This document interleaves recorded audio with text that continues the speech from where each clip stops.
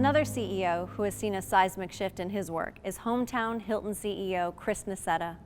Chris grew up in Arlington, married his high school sweetheart, and raised his 6 daughters right here in Arlington.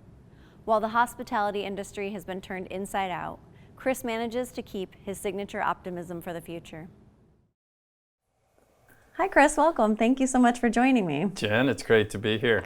Can you tell me a little bit about your history and connection to Arlington? I know you grew up here and you have wife, daughters, lots of daughters, an extended family close by. What's important to you to have your family here in Arlington, and what's special about this community? I was born and raised in Arlington, so I'm getting ready next week to turn 58. So I've been here 58 years. And it's been an amazing platform for me, as a foundation of an amazing community to be able to do the things that I do. I went to public schools, as you pointed out.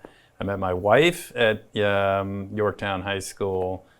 We got married. We've had 6 daughters, so we have a big family, all of whom, have been through the Arlington County public schools. My siblings are mostly all local. In fact, my two little sisters are my next door neighbors. So a lot of people kid us that it's sort of like a commune, our backyard sort of line up. And, I have many, many friends that I grew up with in the Arlington community that are still amongst my best friends that I stay connected with. Every time I go to the Safeway to go shopping, inevitably I run into some of them and their kid, our kids and their kids. The thing that I think is special about Arlington that people, I think, sometimes miss, the Washington area can be a fairly transient community because of the federal government in pockets. That has not been my experience with Arlington. Arlington is very different. It's very family-based and very generational. Not everybody stays, but a lot of the people that grow up here, like me, have had such an incredible experience. It provided an amazing foundation, amazing values system, a family environment that we've stayed. And certainly I hope when I think about my 6 daughters that many of them will make that same choice, but time will tell. So I heard that Friday night dinners in the Nassetta family are quite a thing. Can you tell me a little bit about what a Friday night dinner at the Nassetta house? Well, it can be a Friday or a Saturday night. It depends. Okay. Friday night dinners have turned into, a dinner with my mother and father to, as they've gotten older, to make sure we're spending time with them. The only way to describe a typical Saturday night, if we are in town, is chaos. It will generally be a text to a group of people, including family, my sisters who live next door, my brothers-in-law, a bunch of friends that live in the neighborhood saying, "Hey, we're here tonight. I'm going to cook. Who's available?" And a series of texts will go back and forth, and anywhere from 15 to 40 people will be there, and so I have to sort of go shop and go to the Safeway, get the things I need, and go through the whole process.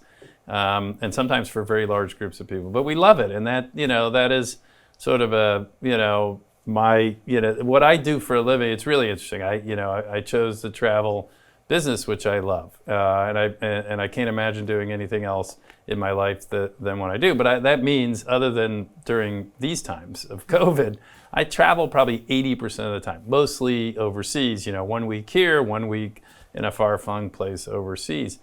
And so when I come home, I go to great lengths to make sure that I get home on weekends. And then weekends become, even when the kids were small and now they're growing up, have always been about family time. And so the tradition of cooking on a Saturday night was to create a draw and something to do for the kids and their friends and our friends, that we could put everybody in the same place, see each other. And for me, in the line of work I'm in with all the travel, that and just having sort of my roots in this community were the foundation that allowed me to do all these things. And it's a real community, a real family-oriented community, and one that gives me the comfort to be able to do all the things I do in my professional life. I think if I had chaos and didn't have Arlington and my family and this community as part of my life, I wouldn't be able to do the things that I've done or have the success I've had in my professional life, just because I've always, I need that sort of foundation, that rock, that stability that Arlington's provided. We had 2.5, 3 wayward years where when I came to run Hilton, I was recruited by Blackstone to come run Hilton in 2007, and the only way to take the job was to move to Beverly Hills, California. That's where Hilton was based. And I'll never forget the discussion about, are we really going to leave this an unbelievable, sort of ecosystem that has been so good to us for our whole lives and our children's lives, and disrupt all of that and go take this opportunity and move the whole family. We ended up doing it for 2 or 3 years. My wife still, kids that were like the Beverly Hillbillies when we showed up in Beverly Hills. We had a great experience, but it goes without saying, since we're back, after 2 or 3 years, we came back for a lot of good reasons. And it was really nice to come back and to have the Arlington community back in our lives that we missed so much for those 2 or 3 years. So how do you think about your family's philanthropy? What values does your involvement in giving represent? I was fortunate, like a lot of people, that, I had an incredible upbringing. My parents, who were still alive, still, live in the house I grew up in, instilled an incredible value system in all of us, which was part of the reason I like hospitality, was about being hospitable in a sense, and that is making sure that you're doing good things, that you're helping those that are in need, and particularly in your own community, not broadly, but also giving back to the community that has given you so much. In the case of Arlington, I think about my family, I think about me. All of us have been given so many gifts from being part of this community, and so I think our philosophy is to give back in lots of different ways. I think that importantly takes the form of time. My mother, I think, is the greatest example of all time. My mother, for over 50 years, since I was a little kid, has been volunteering at Virginia Hospital Center.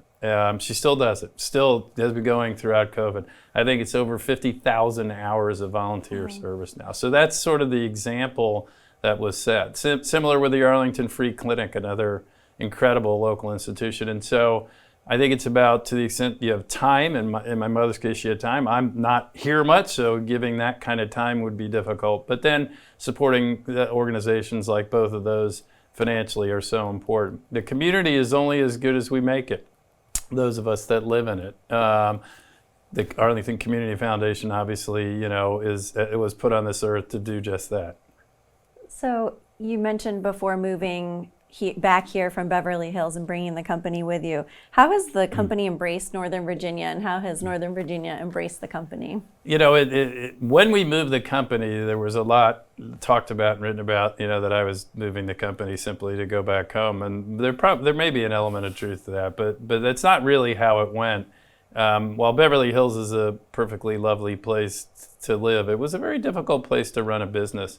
And my own philosophy was that the Northern Virginia area was a much better place to operate a big global company. Better infrastructure for air transportation, better quality of life, lower cost of living, bigger, better talent pool for the things that we do. And as a result, I thought we could build a better culture here. And while Hilton's been around a long time, now 101 years, and we'd been around 88 years back then, the reality is Hilton had sort of lost its way, and the things that made it so special, meaning its culture and its purposeful approach to how we operated, had sort of withered and not died, but had withered a lot. And so part of the move to this area was about being able to transform our culture and inject more purpose back into the culture, to get back to our founding principles of making the world a better place. That our founder, 101 years ago, Conrad Hilton, founded this company on the premise that he wanted to make the world a better place. He thought by allowing people to travel, giving them a safe, comfortable place, that you could exchange ideas, you could have cultural exchange, and create understanding that would make the world a more peaceful and a better place. And those are the roots of the company. We had lost those roots, and so could we have rebuilt that in Beverly Hills? If I had put my mind to it, maybe, but it would have taken a long, long time. And my my view was that getting the company out of there and into an environment like this, that it had a lot of opportunities for us to have access to talent and a better quality of life, was going to allow us to build a better culture, allow us to get back on a more purposeful path in terms of the culture of the company. And I think it's proven to be true. We embraced Northern Virginia, and Northern Virginia embraced us. We've had a spectacular experience here in every way. You know, the Fairfax County was amazing at what they did in welcoming us. The broader community has been. Our people now either were here or we brought them here, are now integrated into this community, and it's been an unbelievable experience. You know, the greatest testament to which is that we went from, you know, nowhere from the standpoint of where our culture was to 2 years running the #1 great place to work in the United States of America.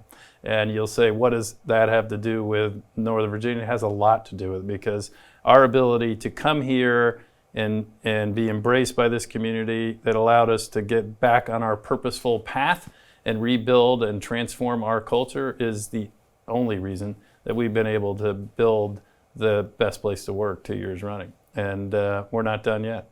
Yeah, doesn't seem like it.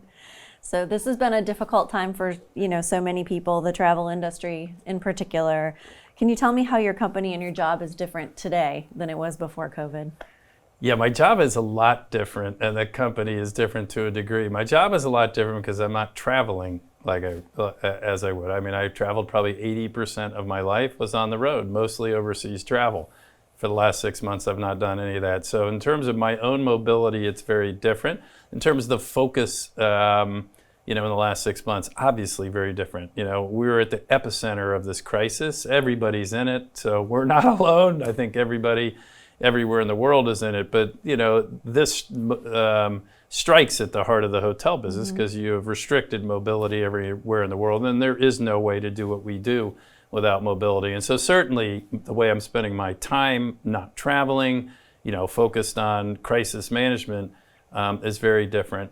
Having said that, you know, we've been around a long time. The company's been around for, you know, world wars, the Great Depression. I've personally been around through a lot of crises, including, you know, the dot-com bubble burst, the S&L crisis, the Great Recession, and now the Great Pandemic.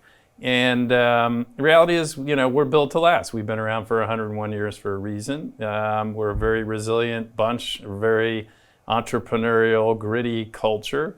And so while this is really difficult for us, and as you can imagine, there is opportunity in this too. There's opportunity that we think to position ourselves so that when we get through this, and we will, I'm an optimist by nature, but that's certainly what history would tell you, that we are a stronger company, a faster company, a leaner, meaner company than we went into it. And so my whole attitude, of course, in the beginning was focusing on, you know, the basics of protecting people. You know, we serve hundreds of millions of customers. We have hundreds of thousands of team members that need to be kept safe. We had to protect the core of the business, you know, to make sure that the liquidity, balance sheet, you know, our owner community was attended to.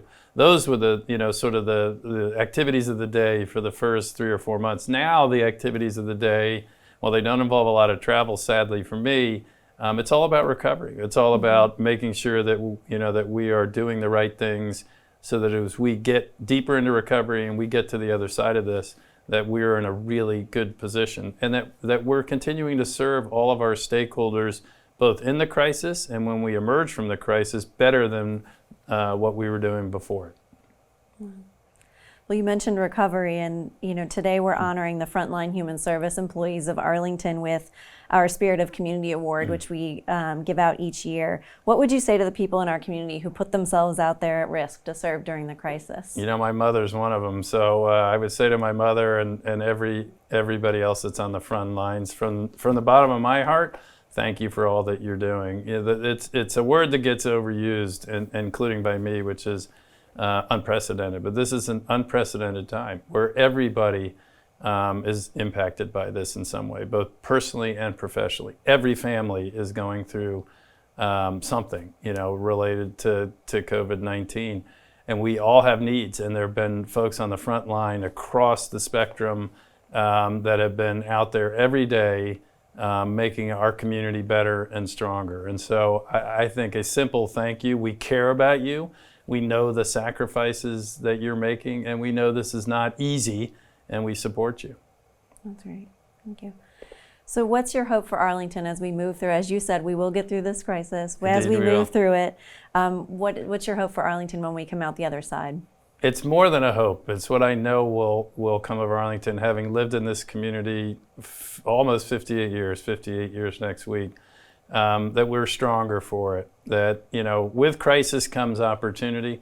We have an incredibly special community. It's a community that has unbelievable value system, that has unbelievable family focus, generationally so.